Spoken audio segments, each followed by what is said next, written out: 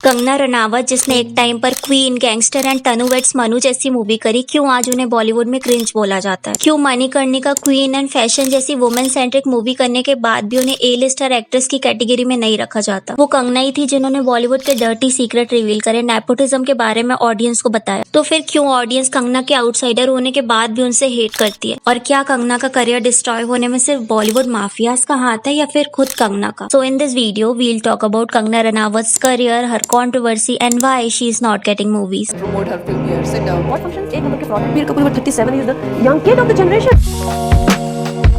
सो कंगना का बर्थ 23 मार्च 1986 में हिमाचल में हुआ था और वो एक रिच फैमिली से बिलोंग करती थी। उनके फादर बिजनेसमैन थे, उनकी मदर स्कूल टीचर थी, उनके ग्रेट ग्रैंडफादर पॉलिटिक्स में थे और उनके ग्रैंडफादर आईएएस ऑफिसर थे। अब कंगना को बचपन से डॉक्टर बनना था, बट क्योंकि वो 12th में केमिस्ट्री में फेल हो गई थी तो उन्होंने अपना करियर चेंज करने का डिसाइड किया एंड वो दिल्ली आ गई। और क्योंकि उनके पेरेंट्स को उनका दूसरा करियर पसंद नहीं था तो उन्होंने कंगना को फाइनेंशियली सपोर्ट करना बंद कर दिया। सो कंगना ने दिल्ली में कुछ टाइम तक मॉडलिंग करी, बट उन्हें मॉडलिंग भी पसंद नहीं आई क्योंकि इस करियर में उन्हें स्कोप नहीं समझ आ रहा था। एंड फिर कंगना ने थिएटर ज्वाइन किया एंड कुछ टाइम तक थिएटर में वर्क किया। फिर कंगना अपने एजेंट के थ्रू डायरेक्टर अनुराग वासु से मिली एंड उन्होंने कंगना को फर्स्ट मूवी गैंगस्टर ऑफर करी। आंखों में कैसी नमी है। उसी टाइमलाइन में कंगना आदित्य पंचोली से मिली एंड आदित्य पंचोली एक टाइम पर एक्टर एंड डायरेक्टर रह चुके हैं एंड वो बॉलीवुड में काफी इन्फ्लुएंशियल है। In fact Salman Khan and big star के साथ उनकी फ्रेंडशिप थी। एंड यू ऑल नो जिया का केस जिसमें सलमान खान ने उनके बेटे सूरज पंचोली को सपोर्ट किया था। तो कंगना एंड आदित्य दोनों ही एक दूसरे को पसंद करने लगे एंड दोनों लिव इन रिलेशन में रहने लगे। उस टाइम कंगना 20 ईयर से भी कम एज की थी, प्लस आदित्य पंचोली उस टाइम मैरिड भी थे, बट फिर भी वो कंगना के साथ काफी सारी parties and award function attend करते एंड एक टाइम के बाद आदित्य कंगना को अब्यूज करने लगे, उन्हें मारने लगे। इनफैक्ट वो कंगना को अपने अपार्टमेंट में बंद करके रखते थे। बट एक दिन कंगना जैसे तैसे करके वहां से भागी एंड हेल्प के लिए वो अनुराग बासु के ऑफिस में गई। वहाँ अनुराग बासु ने उनकी हेल्प करी और उन्हें अपने ऑफिस में छुपाया। लड़की जो 18 साल की भी नहीं है, अभी माइनर है, ट्रेस करने लगी तो उस पे उन्होंने जो रिक्शा को ही बैंक कर दिया। अनुराग बासु ने और उसकी वाइफ ने मुझे 15 दिन अपने ऑफिस में छुपा के रखा। सो बॉलीवुड बहुत डर्टी प्लेस है। बाहर से तो हमें ये समझ में आता है कि बॉलीवुड बहुत ही ग्लैमरस एंड ब्यूटीफुल है, बट अंदर से वो उतना ही घिनौना है। सो कंगना की फर्स्ट मूवी गैंगस्टर हिट रही। उसमें कंगना के साथ इमरान हाशमी एंड साइनिया आहूजा थे और इस मूवी की स्टोरी लाइन के साथ साथ मूवी के सॉन्ग भी काफी ज्यादा लोगों को पसंद आए।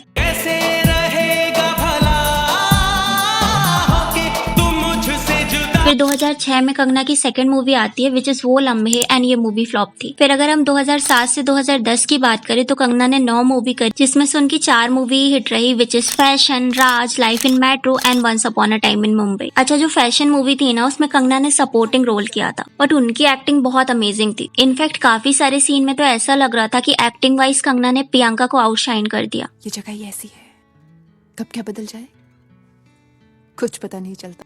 फिर 2011 से हम 2015 की बात करें तो कंगना ने 15 मूवी करी, जिसमें से सिर्फ उनकी 4 ही मूवी हिट रही एंड 2 मूवी एवरेज थी। एंड ये मूवी थी Tanu weds Manu queen, Tanu weds Manu return and Krrish 3 and double Dhamaal and shoot out at Wadala movie average थी। बट जो Tanu weds Manu movie and queen movie थी ये वो कंगना के ऊपर ही थी एंड ये दोनों मूवी को ऑडियंस ने काफी अप्रिशिएट किया एंड यहाँ से लोगों को समझ में आया कि कंगना खुद के दम पर ऑडियंस को थिएटर तक ला सकती है। अच्छा, अजय देवगन ने कंगना के साथ 3 मूवी करी which is once upon a time in Mumbai, rascal and Tezz. तो रूमर्स ये थे कि अजय देवगन एंड कंगना का अफेयर रहा। इनफैक्ट इंटरनेट में आपको काफी सारे आर्टिकल मिलेंगे जिसमें इस अफेयर के बारे में बताया गया। और रूमर ये भी थे कि काजोल को इस अफेयर के बारे में पता चल गया था, जिसके बाद काजोल ने अजय को थ्रेटन किया कि वो उनके बच्चों को उनसे दूर ले जा लेंगे। इसके बाद अजय ने कंगना से दूरी बना ली एंड इसके बारे में मैंने एक सेपरेट वीडियो बनाया था, लिंक आपको एंड में दे दूंगी। सो 2016 से 2020 तक कंगना ने 5 मूवी करी which is Rangoon, Simran, Manikarnika, judgement है क्या एंड पंगा। इसमें से सारी की सारी मूवी फ्लॉप थी, बस मणिकर्णिका ही थी जिसे ऑडियंस का अच्छा रिस्पॉन्स मिला।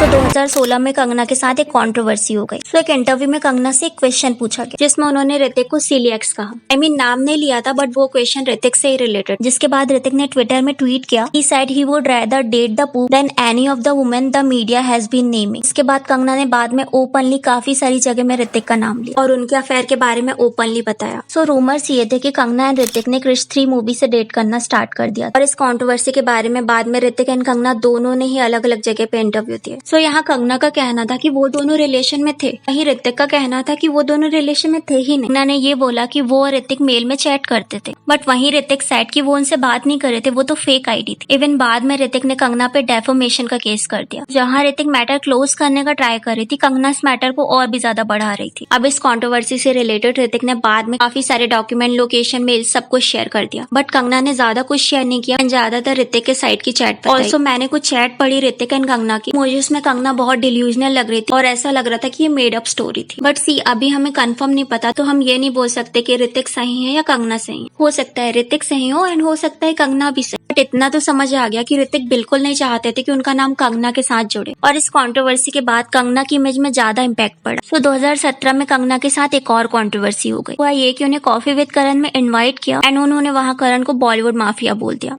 Kangna, as per your experience, who has given you more unnecessary attitude in the industry?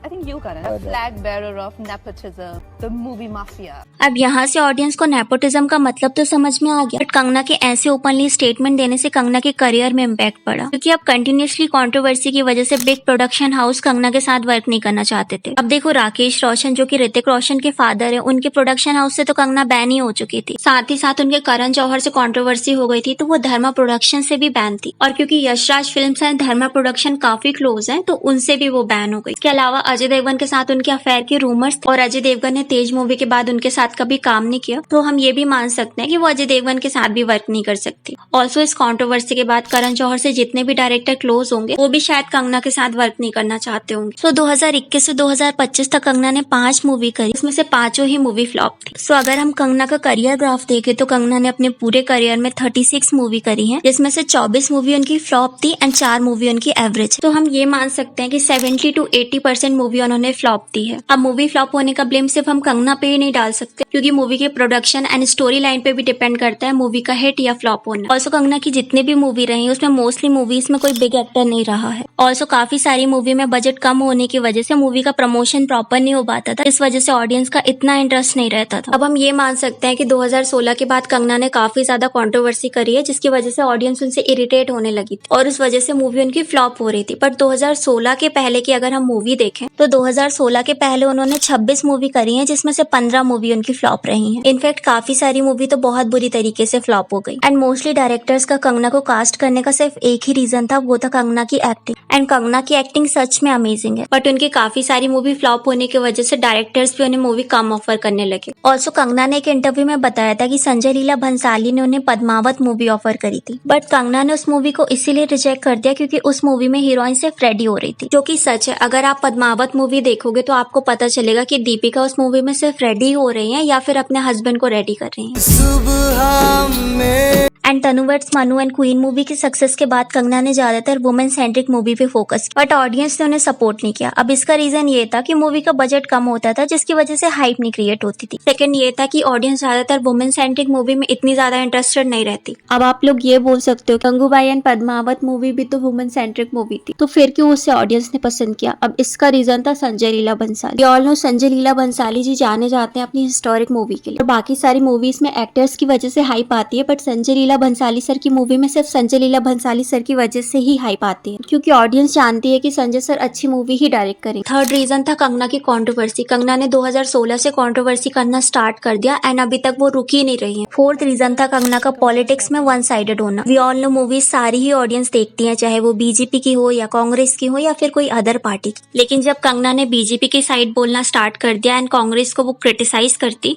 तो जो कांग्रेस के या अदर पार्टी के हार्डकोर सपोर्टर्स है ना, वो कंगना से हेट करने लगे, जिस वजह से वो उनकी मूवी देखने भी नहीं चाहते। इनफैक्ट कंगना कभी बॉलीवुड पे कुछ बोलती हैं तो कभी पॉलिटिक्स पे। अब देखो, बोलने का सबको हक है, फ्रीडम ऑफ स्पीच सबको मिली है, बट हर एक चीज की एक लिमिट होती है। किसी भी चीज को आप इतना मत बोलो कि लोग उससे इरिटेट हो जाएं। कंगना ने नेपोटिज्म के बारे में बोला तो ऑडियंस ने उन्हें अप्रिशिएट भी किया, बट जब कंगना ने उसी चीज को कुछ टाइम के लिए अपनी होल आइडेंटिटी बना ली ना, तो ऑडियंस को ये पसंद नहीं आया। And I really appreciate Kangana की वो ब्लंटली अपने ओपिनियन रखती है, बट फिर उन्होंने अननेसेसरी किसी पर भी एलिगेशन लगाने स्टार्ट कर दिए, जिस वजह से ऑडियंस का उनके ऊपर से ट्रस्ट उठता चला गया। और अगर हम कंगना एंड कार्तिक को कंपेयर करें तो दोनों ही आउटसाइडर हैं और दोनों का ही करण जौहर से फ्यूड हो चुका है। बट एक तरफ जहां कंगना ने ओपनली करण जौहर से पंगे लिए, जबकि दूसरी तरफ कार्तिक आर्यन ने कभी भी इंटरव्यू में करण जौहर से रिलेटेड कुछ नहीं बोला। काफी बार उनसे पूछा गया, बट वो क्वेश्चन अवॉइड करते, जिस वजह से करण जौहर 2025 में उनके साथ मूवी कर रहे हैं, बट वहीं कंगना को करण जौहर ने पूरे तरीके से बैन कर दिया है। अब से यहाँ कंगना भी गलत नहीं है, उन्हें जो लगा उन्होंने बोला, बट एट द एंड हमें ये समझना पड़ेगा कि बॉलीवुड पॉलिटिक्स से चलता है। सो कंगना को यहाँ स्मार्ट रहना चाहिए था। ऐसे उन्होंने करण से पंगा तो ले लिया, वो फिर भी ठीक था, बट उन्हें बॉलीवुड के अदर लोगों को टारगेट नहीं करना चाहिए था। 57 is the young kid of the generation. Like my father was a middle-aged man in that time.